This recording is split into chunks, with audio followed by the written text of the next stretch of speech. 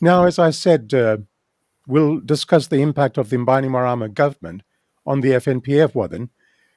You say in your writings that the FNPF is the largest financial institution in Fiji, more than all the banks put together. But the Bainimarama government has totally gutted it.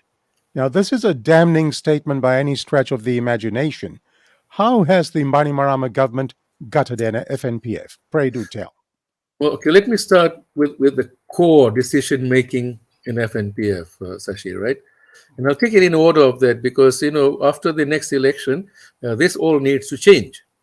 Right. So FNPF board once upon a time used to have employee representatives, usually coming from the unions like James Raman, Felix Anthony, and others. Right. There were employer representatives, right, to make sure that the money was used wisely as well, and to advise the board.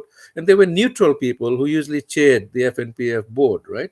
And so decisions that were made by the FNPF board, by and large, made sure that they followed this tight balancing act. Right.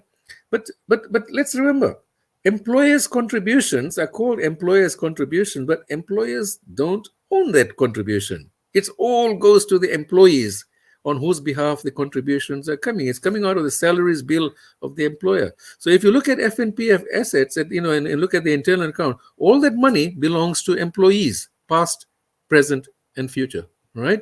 So how would it happen if, Sashi, you owned a company, you're the owner, and when the board is set up, I say to you, hey, mate, you are the owners, you and your brothers, right? But you're not going to sit on the board. I am going to decide, as the government of the day, I'm going to decide who sits on that board. And I, of course, then pick all my mates. Not necessarily anybody at all who will look after your interests, right? So that's what's happened in FNPF. There are people who have been appointed, and some, I believe, actually have got conflicts of interest.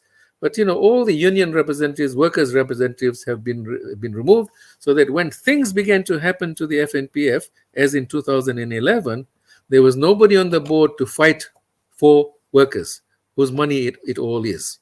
And even the FNPF management got carried away. They got carried away and started to talk as if they were the ones who are the bloody owners and managers of this money, and not the workers. So that's the first big one, right? So I'm going to come to the second great big theft in Fiji, right? The first theft I will talk about later because it's got legal implications, right? The second big theft, which started at the beginning of COVID. Ayaz Qayyum, as Minister of the Economy, he made the unilateral decision without talking to any unions or anything. And he said, to help the employers along, I'm going to halve all the contributions. So he halved the employer contributions, you have the employee. But I mean, the net effect of it, of course, is that the employees' superannuation fund, retirement funds, over a period of 2 years, because this is still in place now, right? It's been going on now for almost 2 years. By the end of this year, the employees will have lost almost $300 million of their money, their retirement funds. Right? Can you say that again, please? Can you repeat that? Okay. Because they have reduced the employer contributions, right, to the FNPF, halved it, employees will have lost from their retirement funds about $300 million, and half of it, $150 million, will have gone straight back into the pockets of the employers. And I say half because the other half would have gone to government as an employer, roughly. Because the government is an employer as well. Remember that? Yeah. But essentially, a free gift of $150 million, the stroke of a pen. No country in the world, not even Australia, not even them reduced the FNPF contributions. Not even them. Because that's a very sacred thing that has been fought for years in Australia, started by Prime Minister Paul Keating. I mean, he's revered in Australia for whatever he did as a Labour Prime Minister, but he's revered by everybody because he started that superannuation scheme and he has fought, bitterly for it, even after he retired as Prime Minister. In Fiji, Ayaz did that. Now, the sad thing, of course, especially for workers, is they don't see it immediately because, as far as the income is concerned at the moment, those who are employed at the moment, the income is coming in. And it might even appear to go up a little because they're not having to put it into FNPF, right?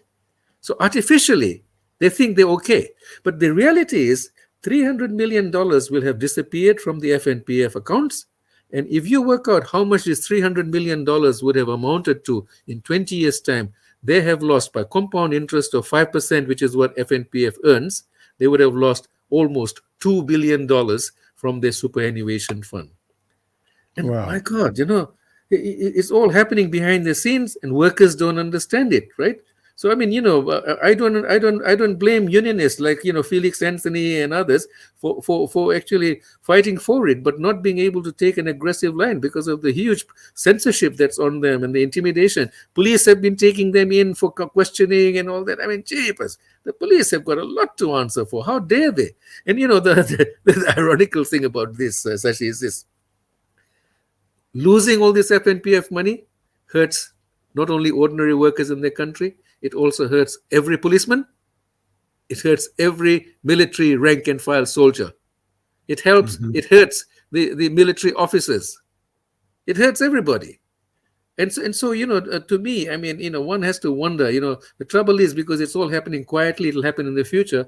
The ordinary people can't understand it. But the intelligent people in Fiji, the Accountants Congress, the Lawyers Society, all the intelligent people should be up in arms about what AIAS has done over here. And that, to me, is the great big robbery. Okay, let me go on to the other robberies, which happens quietly behind the scene. People will know, and this happened under other governments as well, right? Under Alliance government, under not so much Alliance government, Rambuka government, under Garase government. Whenever Fiji went through a crisis of foreign exchange, right, coups and all that, the Reserve Bank told FNPF, you must bring back your foreign investments from overseas. Now, why do we have foreign investments overseas? Because quite often FNPF doesn't have enough money to invest within Fiji. So they invest it overseas where the returns are higher. When you force FNPF to bring it back to Fiji, the Reserve Bank gives them little pieces of paper called Fijian dollars, which sits in their account. Where do they invest it? Well, first of all, government is there to borrow from them. So they have got a captive market. Or they actually try and invest it in Fiji. Sometimes it's very, very bad investments. Sometimes, like, for example, they've been forced to lend to FSC, a bankrupt company, for 10 years, right? Will they ever get their money back? I don't know. They've been forced to lend to Fiji Airways. Will they get their money back? I don't know, mate. And basically, whatever they earn from the money they've brought back to Fiji is less income from it in Fiji than they would have got overseas. So that income actually goes to the Reserve Bank of Fiji, effectively, because they invest it wherever it's best for them, right? And where does their profit go to? It goes to the government of Fiji. So everybody wins out from this except the workers who own the FNPF money.